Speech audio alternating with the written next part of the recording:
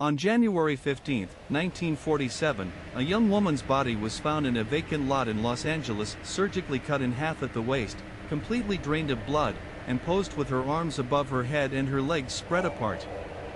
Her face had been slashed from the corners of her mouth toward her ears, carving a permanent, grotesque smile. There were rope marks on her wrists and ankles. The Los Angeles coroner determined she had been alive for days while this was done to her. Her name was Elizabeth Short. She was 22 years old.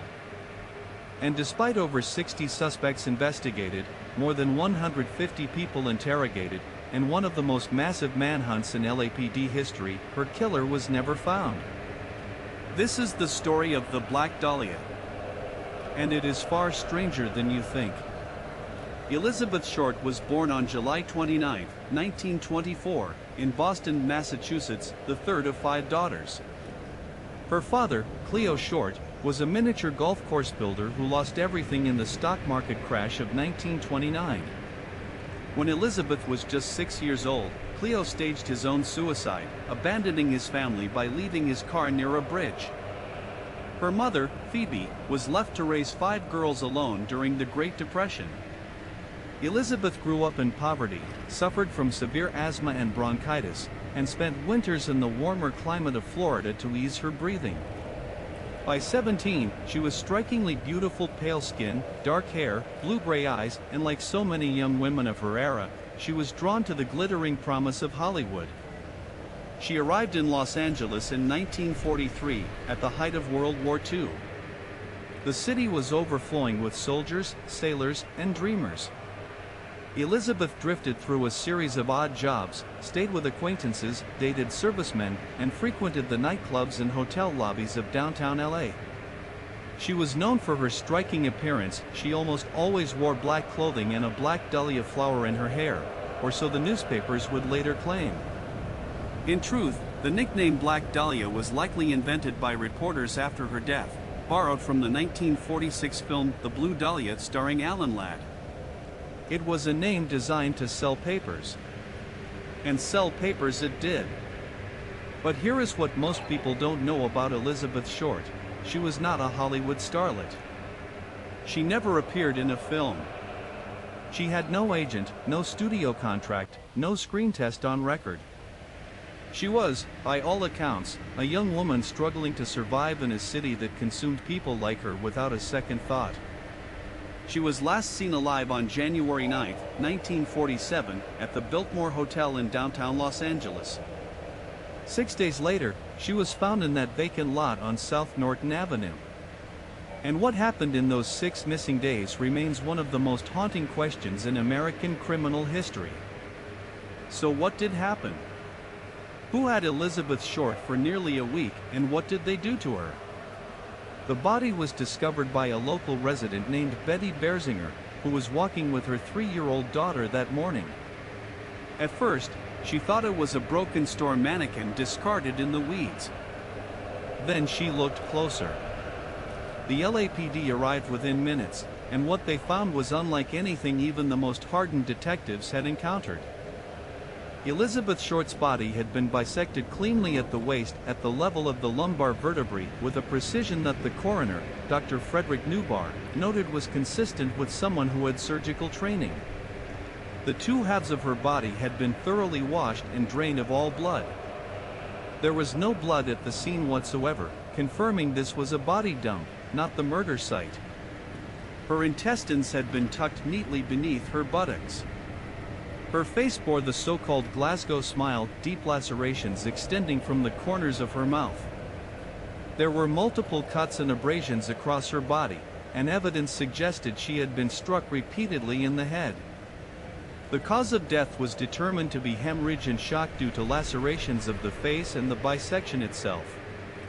But the estimated time between her disappearance and death suggested she may have been held and tortured for as long as 2 to 3 days before she died. Let that settle in for a moment. Someone kept this woman alive. Someone with skill, patience, and what investigators described as a cold, methodical precision. The LAPD launched what became the largest investigation in the department's history up to that point. Over 750 officers were assigned. Hundreds of leads poured in daily. And then, something truly bizarre happened. People started confessing.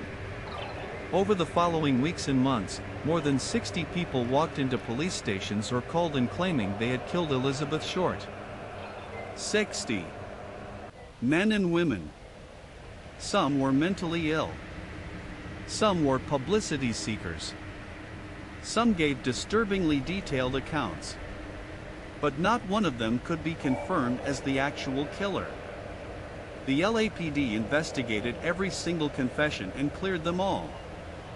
Then, on January 24th, just 9 days after the body was found, a package arrived at the Los Angeles Examiner newspaper. The sender had pasted together words cut from newspaper clippings to form the message, "Here is Dahlia's belongings. Letter to follow." Inside the package was Elizabeth Short's birth certificate, her social security card, photographs, an address book with several pages torn out, and a claim check for luggage she had stored at the Greyhound bus depot. Every item had been carefully wiped down with gasoline to destroy fingerprints. The promised follow-up letter never came. What would you have done if you were the detective holding that package, knowing the killer was taunting you, knowing he was watching? The suspect list over the decades has been enormous. Among the most frequently cited, Dr. George Hodel, a wealthy Los Angeles physician whose own son, former LAPD detective Steve Hodel, publicly accused him in 2003, presenting circumstantial evidence including alleged connections to surrealist art and secret LAPD surveillance transcripts from 1950 in which George Hodel was recorded saying, quote, "Supposing I did kill the Black Dahlia. They couldn't prove it now." Then there was Mark Hansen, a nightclub owner whose address book was found among Elizabeth's belongings, with his pages conspicuously torn out. There was Robert Red Manley, the last known person to see Elizabeth alive, who dropped her off at the Biltmore Hotel. He passed 2 polygraph tests but remained a person of interest for years, eventually suffering a mental breakdown. And there was Walter Bailey, a surgeon who lived just 1 block from where the body was dumped, who had connections to the Short family and who died in 1948, conveniently beyond the reach of further investigation. But here's where it gets strange, or rather, stranger. In 2003, the Los Angeles District Attorney's files on the case were partially unsealed, revealing that the LAPD had actually conducted secret surveillance on Dr. George Hodel in February 1950, bugging his Hollywood home for weeks. The transcripts recorded Hodel discussing payoffs and making cryptic references to bodies and murder. Yet the investigation was abruptly shut down. Hodel left the country shortly afterward, moving to the Philippines, where he lived for nearly 4 decades. He was never charged. Why was the surveillance terminated? Who ordered it closed? Those questions have never been answered. And there is one more detail that continues to haunt researchers. The surgical bisection of Elizabeth Short's body was performed with extraordinary skill, the kind of skill that pointed to medical training, anatomical knowledge, and access to surgical instruments. In 1947, the LAPD's own investigators stated they believed the killer was likely a doctor or medical student. Yet no physician was ever formally charged in connection with the case. Not one. More than 77 years have passed since Elizabeth Short's body was found on that January morning. The case remains officially open. The LAPD has never closed it. Every few years, a new book or documentary emerges claiming to have finally identified the killer, a surgeon, a hotel manager, a gangster, a father, a stranger. None have produced evidence sufficient for prosecution. The physical evidence, what little existed, has been largely lost or degraded over time. Key witnesses are long dead. The original detectives took their suspicions to their graves. What we are left with is a ghost story woven into the fabric of Los Angeles itself.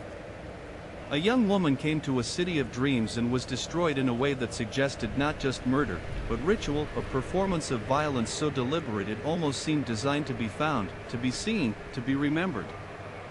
And it was. Elizabeth Short has become more famous in death than she ever was in life, which raises a question that I think is worth sitting with. Is that what the killer wanted all along?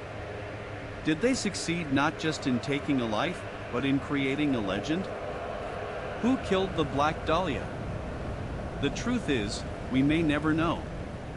But someone did. Someone walked the streets of Los Angeles afterward. Someone read the headlines. Someone watched the confessions pour in and knew every single one of them was wrong. And that person was never caught. If this case keeps you up tonight, you're not alone. It's kept Los Angeles up for almost 8 decades. If you have a theory, drop it in the comments. I read every single one. If you're new to Obscura Files, consider subscribing. We dive into cases like this every week, the ones that were never solved, never explained, and never forgotten. Hit that bell so you don't miss the next one. Because the next story is even darker. I'll see you there.